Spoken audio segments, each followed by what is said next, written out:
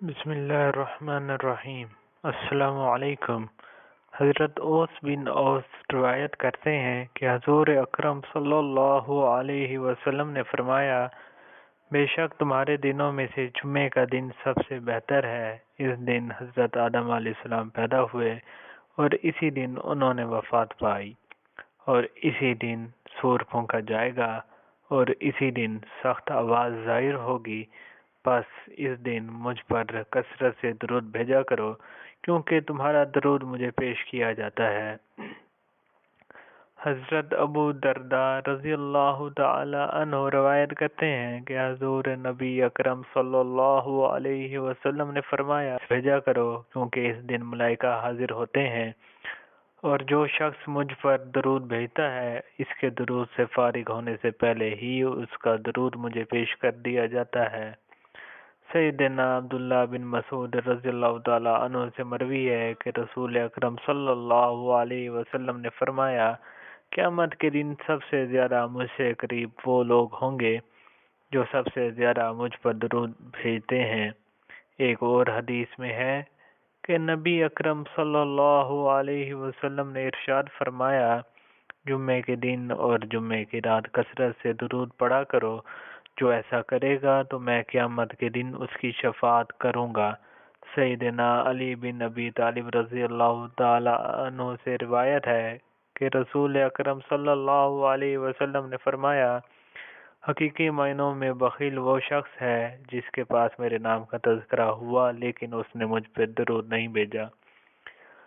حضرت عبداللہ بن مسعود رضی اللہ تعالیٰ عنہ سے روایت ہے کہ رسول اللہ صلی اللہ علیہ وسلم نے فرمایا، جو شخص مجھ پر کثرت سے درود شریف پڑھتا ہے، قیامت کے روز وہ سب سے زیادہ میرے قریب ہوگا۔ ایک یہودی کسی مسلمان کا پڑوسی تھا۔ اس یہودی کے ساتھ اس کا مسلمان پڑوسی بہت اچھا سلوک کرتا تھا۔ مسلمان کی عادت تھی، وہ ہر تھوڑی دیر بعد یہ جملہ کہتا تھا، محمد صلی اللہ علیہ وسلم پر درود شریف بھیجنے سے ہر دعا قبول ہوتی ہے اور ہر حاجت اور مراد پوری ہوتی ہے۔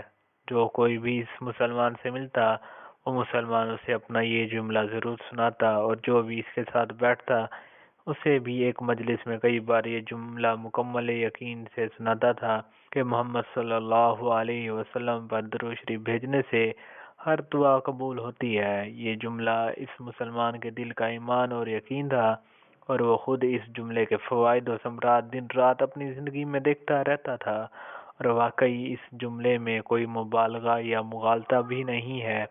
خود حضور اقدس صلی اللہ علیہ وسلم نے اپنے ایک مقرب صحابی رضی اللہ تعالیٰ عنہ کو یہ وظیفہ ارشاد فرمایا کہ اگر وہ اپنا تمام وقت درود شریف میں گزار دیں گے تو اللہ تعالیٰ ان کی دنیا و آخرت کی تمام حاجتیں پوری فرمائے گا۔ اس مسلمان کے جملے سے اس کے پڑوسی یہودی کو بہت تکلیف ہوتی تھی، مگر وہ کیا کر سکتا تھا؟ اسے اپنے کاموں اور ضروریات کے لیے بار بار اس مسلمان سے ملنا ہوتا، اور ان باتوں کے دوران اسے بار بار یہی جملہ سننے کو ملتا کہ محمد صلی اللہ علیہ وسلم پر درود شریف بھیجنے سے ہر دعا قبول ہوتی ہے اور ہر حاجت اور مراد پوری ہوتی ہے۔ اس یہودی نے اس مسلمان کو جھوٹا کرنے کی ٹھان لی۔ اس نے ایک سازش تیار کی تاکہ اس مسلمان کو ذلیل اور رسوا کیا جائے اور درود شریف کی تاثیر پر اس کے یقین کو کمزور کیا جائے اور اس سے یہ جملہ کہنے کی عادت چھڑوائی جائے۔ یہودی نے سونے کی ایک انگوٹھی بنوائی اور اسے تاکید کی کہ ایسی انگوٹھی بنائے کہ اس جیسی انگوٹھی پہلے کسی کے لیے نہ بنائی ہو۔ زرگر نے انگوٹھی بنا دی۔ وہ یہودی انگوٹھی لے کر مسلمان کے پاس آیا۔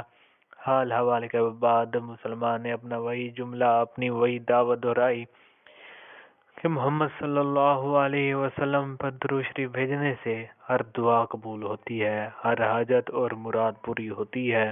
یہودی نے دل میں کہا کہ اب بہت ہو گئی، بہت جلد یہ جملہ تم بھول جاؤ گے۔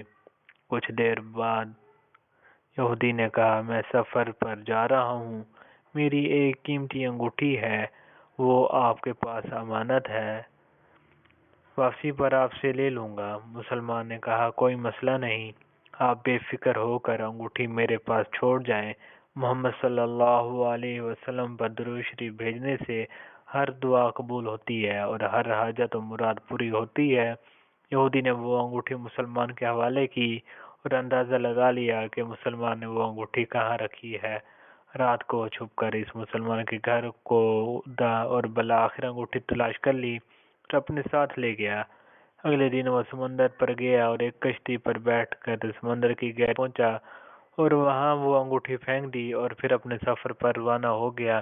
اس کا خیال تھا کہ جب وہ واپس آئے گا اور اس مسلمان سے اپنی انگوٹھی مانگوں گا تو وہ نہیں دے سکے گا، تب میں اس پر چوری اور خیانت کا الزام لگا کر خوب چیخوں گا اور ہر جگہ اسے بدنام کروں گا۔ وہ مسلمان جب اپنی اتنی رسوائی دیکھے گا تو اسے خیال ہوگا کہ درود شریف سے کام نہیں بنا اور یوں وہ اپنا جملہ اور اپنی دعوت چھوڑ دے گا۔ مگر اس نادان کو کیا پتا تھا کہ درود شریف کتنی بڑی نعمت ہے۔ یہودی واپس آ گیا، سیدھا اس مسلمان کے پاس گیا اور جاتے ہی اپنی انگوٹھی طلب کی۔ مسلمان نے کہا، محمد صلی اللہ علیہ وسلم پر درود شریف بھیجنے سے ہر دعا قبول ہوتی ہے اور ہر حاجت اور مراد پوری ہوتی ہے۔ آپ اطمینان سے بیٹھیں، آج درود شریف کی برکت سے میں صبح دعا کر کے شکار کے لیے نکلا تھا تو مجھے ایک بڑی مچھلی ہاتھ لگ گئی۔ آپ سفر سے آئے ہیں، وہ مچھلی کھا کر جائیں۔ پھر اس مسلمان نے اپنی بیوی کو مچھلی صاف کرنے اور پکانے پر لگا دیا۔ اچانک اس کی بیوی زور سے چیخی اور اسے بلایا۔ وہ بھاگ کر گیا تو بیوی نے بتایا کہ مچھلی کے پیٹ سے سونے کی انگوٹھی نکلی ہے اور یہ بالکل ویسی ہی ہے جیسی ہم نے اپنے یہودی پڑوسی کی انگوٹھی امانت رکھی تھی۔ وہ مسلمان جلدی سے اس جگہ گیا جہاں اس نے یہودی کی انگوٹھی رکھی تھی۔ انگوٹھی وہاں موجود نہیں تھی۔ وہ مچھلی کے پیٹ والی انگوٹھی یہودی کے پاس لے آیا اور آتے ہی کہا، محمد صلی اللہ علیہ وسلم پر درود بھیجنے سے ہر دعا قبول ہوتی ہے اور ہر حاجت پوری ہوتی ہے۔ پھر اس نے وہ انگوٹھی یہودی کے ہاتھ پر رکھ دی۔ یہودی کی آنکھیں حیرت سے باہر، رنگ کالا پیلا اور ہونٹ کانپنے لگے۔ اس نے کہا، یہ انگوٹھی کہاں سے ملی؟ مسلمان نے کہا، جہاں ہم نے رکھی تھی وہاں ابھی دیکھی وہاں تو نہیں ملی، مگر جو مچھلی آج شکار کی اس کے پیٹ سے مل گئی۔ معاملہ مجھے بھی سمجھ نہیں آ رہا، مگر الحمدللہ آپ کی امانت آپ کو پہنچی اور اللہ تعالیٰ نے مجھے پریشانی سے بچا لیا۔ بے شک محمد صلی اللہ علیہ وسلم پر درود بھیجنے سے ہر دعا قبول ہوتی ہے اور ہر حاجت و مراد پوری ہوتی ہے۔ یہودی تھوڑی دیر کانپتا رہا، پھر بلک کر رونے لگا۔ مسلمان اسے حیرانی سے دیکھ رہا تھا۔ یہودی نے کہا، مجھے غسل کی جگہ دے دیں۔ غسل کر کے آیا اور فوراً کلمہ طیبہ اور کلمہ شہادت پڑھنے لگا۔